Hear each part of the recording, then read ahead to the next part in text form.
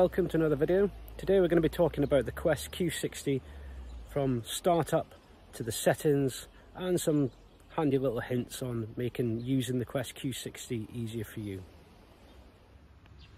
Okay, so here we have our Quest Q60. First thing we need to do is power it on by pushing and holding on the menu button. Device is powering up, and then we've got the display screen up there with all the information that we need on it. Down the left hand side here we've got the volume buttons. Operating the volume buttons all the way down on the volume setting. There's 15 levels to it. Once we get to the bottom, you can see the little emblem up there indicating that it's now in vibrate mode, so you'll have no audio, but what you will have is vibrate. Turn that back up.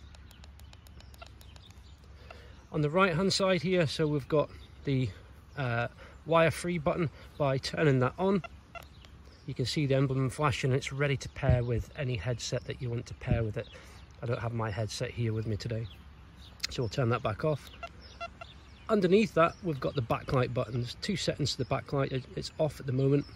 Turn it on and it will put on the backlight in two different levels of brightness. We won't see it today because it's quite a sunny day. The buttons that we've got down the bottom here, so we've got the buttons to scroll through the various options. We've got the menu button, we've got the pinpoint option, we've got the accept reject button, and then we've got the ground balancing button.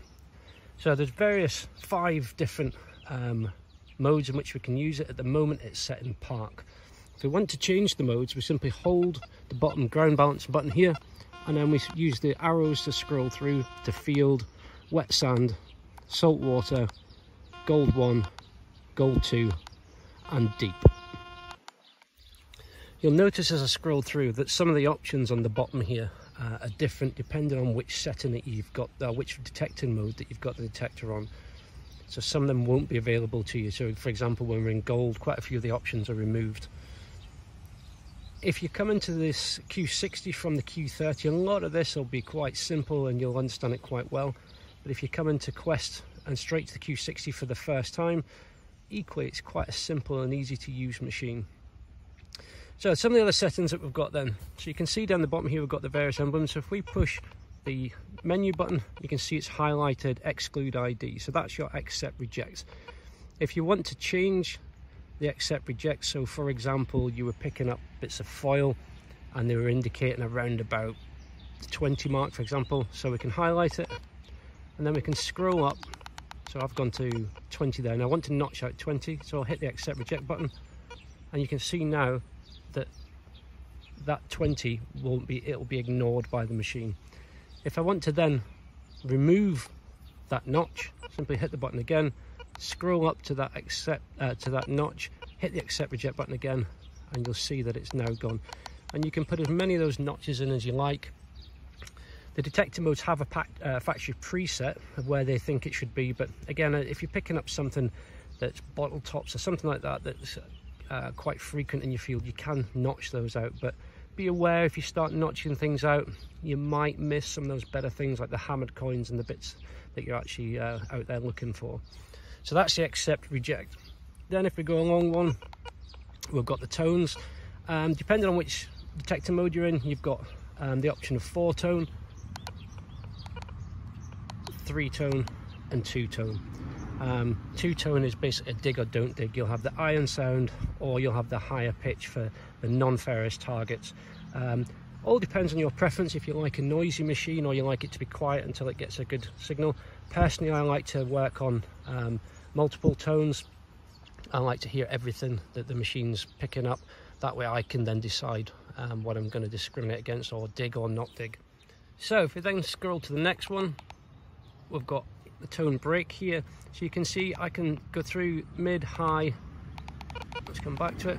So start with the low tone, mid tone and high tone, and what I can do is I can change the point at which where we get those tones, so that if I like the tones to come in at a higher signal, I can go in and I can, so the high tones, I can crank it right up, so when we get onto something nice, some of the silvers, it'll really sort of scream.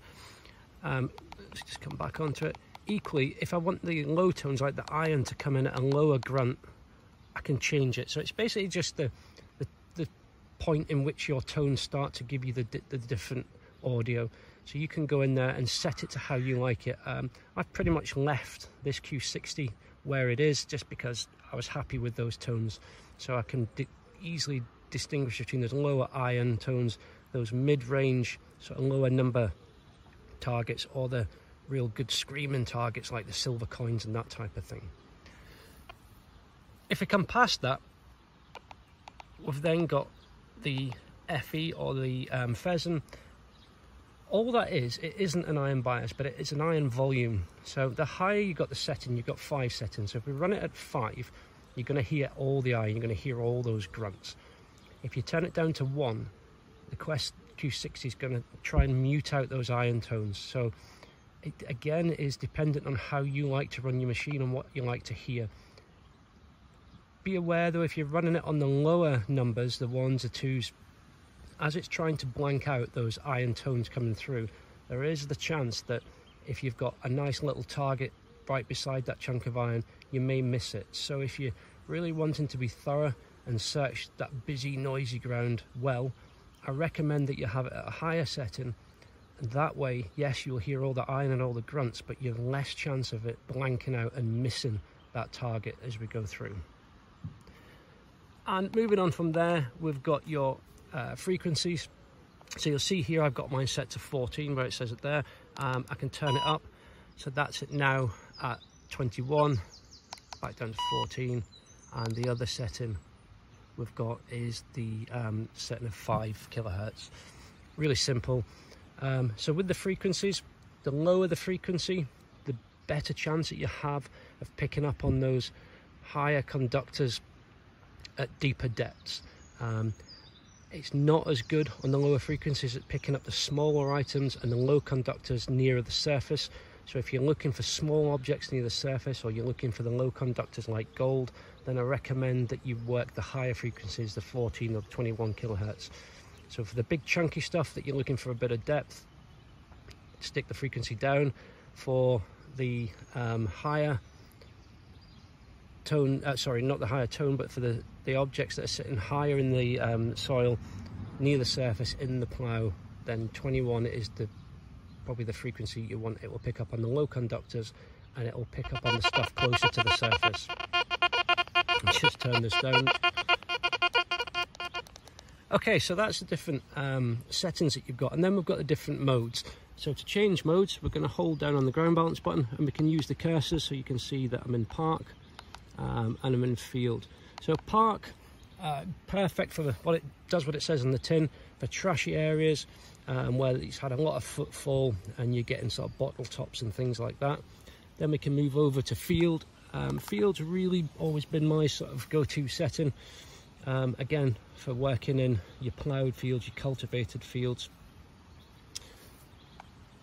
Moving over, we've got wet sand. So for working as the tide's gone out and you're following it down to the water line. Then we've got salt water. We've got gold 1 and gold 2. Now you'll notice in the gold 1 and gold 2 that I've got a threshold setting appeared. So if I scroll to the threshold, what that does is it produces a background hum. So if you're looking for those smaller, fainter, more scratchy signals, often you won't get the audio that you might expect, but you will get that break in that hum. So the hum will momentarily break, and then you'll know that potentially there's something there, and you can spend a bit more time working away at it. So the threshold, I like to have the threshold just sort of humming away in the background. I'd use that with all my different machines. Some people don't like to hear it, but it is there as a tool. So when you hear that slight break in the hum, that you know possibly there's something there that I maybe need to dig a bit deeper and have a look at. And what we've got after that, if we want to return, I should mention, if you want to return out of any of the menus, we're just going to hit the pinpoint button, which is the one down here, and it'll bring us out of there. You've got several options for the ground balance as well. So in terms of ground balancing, we can hold the ground balance button and we can pump the coil several times until you get the beep, and once it's found and it's grabbed its ground balance, and you'll get a readout telling you where it's at. If you're using a manual ground balance, then periodically as you detect along, as you move your way through the field, I recommend that you take a few seconds to keep grabbing another quick ground balance, and keep your machine tuned to the ground that you're working on. What you can also do with the ground balance is we can hold in the ground balance button and we can push the menu button, and you'll see up here that it's got the little coil and the arrows, and that's now in tracking mode. So what it'll do is it'll track the ground and it'll look at the mineralization and it will adjust the ground balance for you as you go. It's a nice option. It's not something I tend to use, mainly because most machines take a little while to reset themselves after they've hit on a target, and with the ground balance in tracking mode, that can sort of prolong that. So I tend to use it in manual and I just pump the coil when I need to. However, if you want to and you don't want to stop and ground balance, you can have it in the following mode, like so.